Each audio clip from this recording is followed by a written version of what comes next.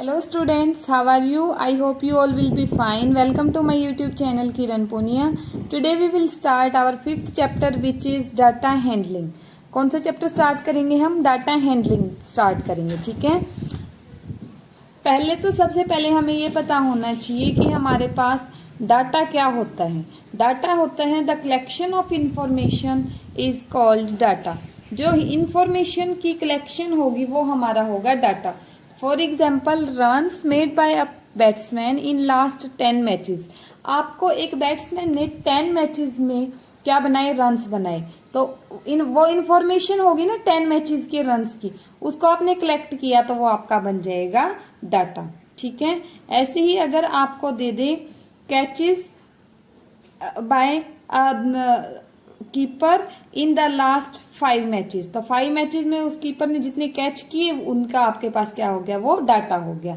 वो 5 मैचेस की इंफॉर्मेशन थी, उसको आपने कलेक्ट कर लिया। और कलेक्शन ऑफ इंफॉर्मेशन क्या होती है? आपकी डाटा होती है। वो आपके किसी टेस्ट से रिलेटेड भी हो सकती है कि आपके वीकली टेस्ट में 5 कंटिन्यू वीकली टेस्ट में इतने इतने मार्क्स आए हैं, या यूनिट टेस्ट में आपके इतने मार्क्स आए हैं, तो वो आपका सारा क्या रहेगा? उनकी उसकी कलेक्शन आपकी डाटा रहेगी, ठीक है। अब इस डाटा को हम अलग अलग टाइप से क्या करवा सकते हैं? रिप्रेजेंट करवा सकते हैं। Representation of data, first one is pictograph. Pictograph क्या होता है? पिक्चर्स के थ्रू आपने डाटा को रिप्रेजेंट करवा दिया, ठीक है। Representation of data with the help of pictures. अब जैसे आपने बोला कि किसी भी कंपनी की में 4 कार्स क्या है उन्होंने बेच दी, 4 कार सेल की, तो आपने 4 उसमें कार की पिक्चर बना दी। आपने बोला अगस्त में उनकी 10 कार सेल हुई है, तो 10 कार्स के आपने अगस्त में क्या बना दी? पिक्चर बना दी। तो उस पिक्चर से आपने शो किया अपने डाटा को, तो वो क्या हो जाएगा? पिक्टोग्राफ हो जाएगा। Next one is bar graph. Bar graph आपका क्या होता है? बार की हेल्प से जब आप अपने डाटा को रिप्रेजेंट करेंगे तो वो हो जाएगा आपका बार ग्राफ। आपने 7th क्लास में भी किए हैं बार ग्राफ। तो बार ऐसे बनाते थे ना आप इंफॉर्मेशन के लिए, यहाँ पे नंबर ऑफ जैसे स्टूडेंट्स हो जाता है, या फिर नंबर आपकी जो इंफॉर्मेशन थी वो यहाँ पे डाल देते थे आप, ठीक है। किसके बारे में इंफॉर्मेशन है? यहाँ पे नंबर ऑफ थिंग्स हो जाती थी आपकी। नेक्स्ट होता था आपका डबल बार ग्राफ। ये 7th में आपका आया भी है। डबल बार ग्राफ आपका क्या होता है? डबल बार ग्राफ, पहले तो हमें जब सिंपल हमारा बार ग्राफ था तो हमें रिक्वायरमेंट ही क्यों पड़ी डबल बार ग्राफ की? जब हमारे पास एक ही चीज से रिलेटेड 2 इंफॉर्मेशन गिवन है, एक चीज की 2 इंफॉर्मेशन गिवन हो, तो हमें डबल बार ग्राफ की रिक्वायरमेंट होती है, ठीक है।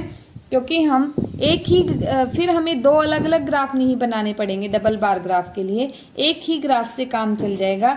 एक बंदे के लिए हम दोनों चीजें अलग अलग दिखा देंगे। अब ये एक ही पर्सन की 2 इंफॉर्मेशन है, ये एक ही चीज की 2 इंफॉर्मेशन है, और इनमें हम पजल ना हो इसके लिए हम क्या करते हैं? यहाँ पे इसके लिए हम डाल देते हैं, जैसे हमने ये 2 ऐसे बार 2 बार ऐसे ऐसे यूज किए ना, एक सिंपल एक लाइनिंग वाला, तो हम यहाँ पे डिफाइन करवा देते हैं कि सिंपल बार हमने कौन सी इंफॉर्मेशन के लिए यूज किया है, लाइनिंग वाला बार कौन सी इंफॉर्मेशन के लिए यूज किया, ताकि हम कंफ्यूज ना हो, ठीक है। Next is organising data. Data को हम ऑर्गेनाइज कैसे करते हैं? अगर हमारे पास जो अनऑर्गेनाइज्ड डाटा है, अब डाटा तो क्वेश्चन में तो हम अपने अकॉर्डिंग कुछ भी दे सकते हैं, लेकिन हम उसको सॉल्व करेंगे तो उसके लिए पहले तो हमें डाटा को क्या करना पड़ेगा? ऑर्गेनाइज करना पड़ेगा, तब जाके हम आगे हमारे नेक्स्ट स्टेप लेते हैं।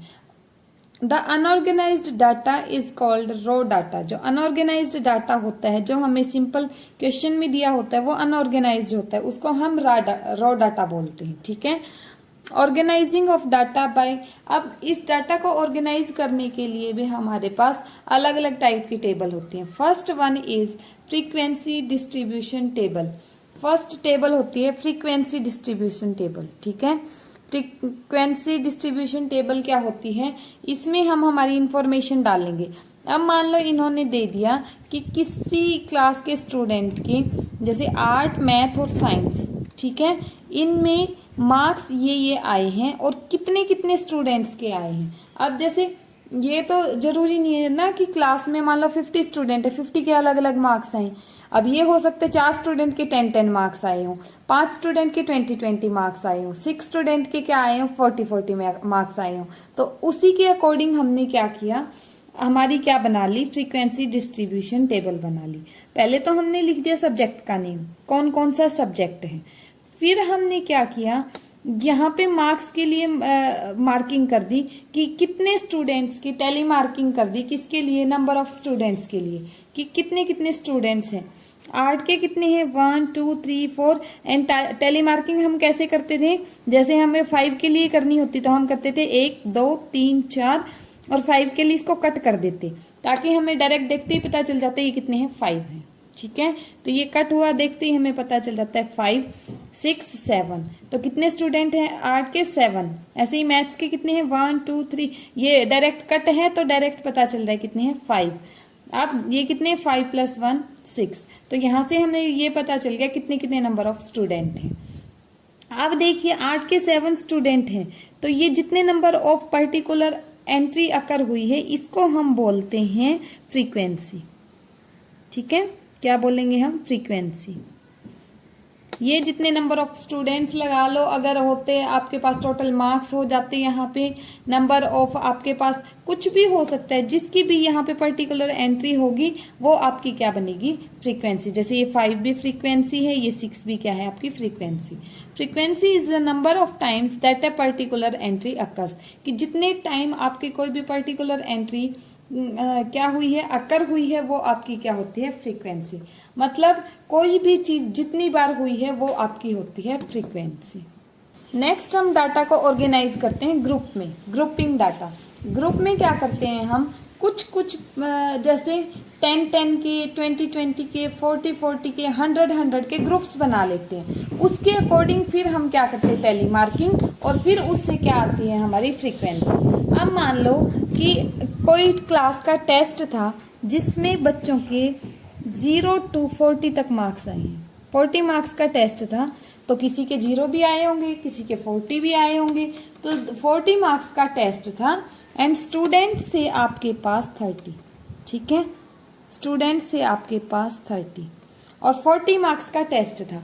तो आपने क्या किया कि हमें अलग अलग सबके ना लिखने पड़े। अब 0 to 40 तक तो 40 लाइंस में आपको टेबल बनानी पड़ेगी, वो तो बहुत बड़ी हो जाएगी। तो आप क्या करेंगे, 0 to 10 तक जिसके मार्क्स आए हैं उसके लिए एक ग्रुप, 10 to 20 जिसके आए हैं उसके लिए एक ग्रुप, 20 to 30 आए हैं उसके लिए एक ग्रुप, और 30 to 40 तक जिसके मार्क्स आए हैं उसके लिए आप क्या करेंगे, एक ग्रुप बना लेंगे। तो आपने डाटा की क्या कर ली, ग्रुपिंग कर ली, जिससे आपकी टेबल भी क्या हो जाएगी, छोटी हो जाएगी और आपके लिए इजी हो जाएगा। अब जैसे 0 to 10 तक आए हैं 2 स्टूडेंट्स के मार्क्स, कितने आए 2 स्टूडेंट्स की। ऐसे ही 10 to 20 तक आए हैं आपके 5 + 5 10 स्टूडेंट्स के मार्क्स। 20 से 30 के बीच में आए हैं आपके 5 + 5 10 + 5 15 + 1 16 स्टूडेंट्स के मार्क्स। एंड ऐसे ही 30 to 40 के बीच में आए आपके ओनली 2 स्टूडेंट्स के मार्क्स, तो आपने यहाँ पे 2 लिख दिए। अब टोटल ऐड किया 30। अब आपको कैसे पता चलेगा आपने सही, ये टेली मार्किंग सही की है। आपके पास स्टूडेंट थे टोटल 30 और 30 स्टूडेंट यहाँ पे आपके आ चुके हैं, इसका मतलब आपकी टेबल सही बनी है। आपने क्या किया, ग्रुप बना लिए ताकि आपके लिए टेबल बनाना इजी हो जाए। ओके, ये आपकी जो इस टाइप से ये टेबल बनाना है, इसको आप बोलते हैं ग्रुप्ड फ्रीक्वेंसी डिस्ट्रीब्यूशन। ठीक है, वहां पे पीछे आप क्या बोलते थे, फ्रीक्वेंसी डिस्ट्रीब्यूशन, और यहाँ पे क्या हो जाएगा, आपने डिस्ट्रीब्यूशन का क्या, डाटा का क्या कर लिया, ग्रुप बना लिया, तो क्या हो जाएगा, ग्रुप्ड फ्रीक्वेंसी डिस्ट्रीब्यूशन। अब आपके जो ये 0 to 10 जो ग्रुप बनाए, इनको आप बोलते हैं क्लास इंटरवल।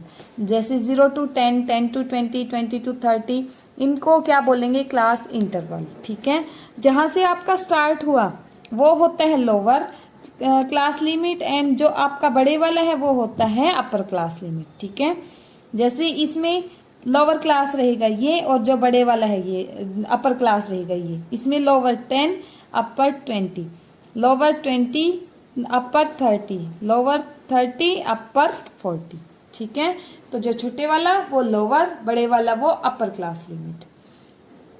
फिर इस अपर एंड लोअर क्लास के बीच में जो डिफरेंस होता है उसको आप बोलते हैं या तो साइज ऑफ द इंटरवल या फिर विड्थ ऑफ द इंटरवल। क्या बोलेंगे? साइज या विड्थ ऑफ द इंटरवल। जैसे आपको कोई इंटरवल दिया, क्लास इंटरवल 40 to 50, इसका अगर उन्होंने साइज या विड्थ पूछ लिया, कैसे बताएंगे? अपर में से लोअर को माइनस कर देंगे। 50 - 40 = 10। तो इस क्लास इंटरवल का साइज आ जाएगा 10 या इसकी विड्थ आ जाएगी आपकी 10। अपर minus lower = size of the interval. Next आता है बार्स विद द डिफरेंस। अब आपने अब तक जो बार पढ़े थे आपकी 7th क्लास में, वो किस टाइप के बार पढ़े थे आपने? जो अलग अलग बनते थे। इस टाइप के बार पढ़े थे ना आपने, जिनके बीच में गैप आता था। ठीक है, बट अब आप बार पढ़ेंगे जिसमें कोई गैप नहीं आएगा, जो कंटिन्यू चलते जाएंगे आपके। ठीक है, जो कैसे होंगे? कंटिन्यू चलते जाएंगे। अब देखिए इसमें कहीं कोई गैप दिख रहा है आपको? 0 to 10, 10 to 20 चला, 20 to 30, 30 to 40 चला, तो कहीं भी कोई गैप नहीं आएगा। ऐसे बार्स की आपको क्या करनी है? अब पढ़ना है। The height of the bars shows the frequency of the class interval. Bar की जो हाइट होगी वो क्या करेगी? फ्रीक्वेंसी बताएगी आपकी। जैसे अब ये 0 to 10 वाला है, कहाँ तक जा रहा है? 2 तक। तो 0 to 10 जो क्लास इंटरवल होगा उसकी फ्रीक्वेंसी आपकी कितनी हो जाएगी? 2 होगी। 10 to 20 जो इंटरवल होगा उसकी फ्रीक्वेंसी कितनी होगी? ये हाइट है, ये फ्रीक्वेंसी बताएगी कितनी होगी? 10 होगी। ऐसे ही आपका 20 to 30 जो इंटरवल क्लास इंटरवल है उसकी फ्रीक्वेंसी कितनी हो जाएगी? 16 हो जाएगी। और 30 to 40 जो क्लास इंटरवल है उसकी फ्रीक्वेंसी क्या हो जाएगी? आपके पास 2 हो जाएगी। ठीक है, तो आपकी जो हाइट है वो फ्रीक्वेंसी बताती है क्लास इंटरवल की। Here is no gap between the bar and no gap between the class interval. अब देखिए 0 to 10, फिर अगला क्लास इंटरवल 10 से ही स्टार्ट हो गया, उससे नेक्स्ट 20 से ही स्टार्ट हो गया, नेक्स्ट 30 से ही। तो ना तो आपका किसके ग्राफ में कोई भी स्पेस आ रहा है, ना ही आपका क्लास इंटरवल में कोई गैप आ रहा है। नहीं आ रहा है ना क्लास इंटरवल में गैप है, ना बार में गैप है। ऐसे जो ग्राफिकल रिप्रेजेंटेशन होती है इसको हम बोलते हैं हिस्टोग्राम। इसको हम क्या बोलेंगे? हिस्टोग्राम। तो जहां आपको हिस्टोग्राम बनाना होगा वहां आपको पता चल जाएगा कि आपकी जो क्लास इंटरवल है वो भी कंटिन्यू रहेगा, और जो आपका क्या आएगा? बार ग्राफ आएगा, वो भी कंटिन्यू आएगा without any gap. Okay, thank you class.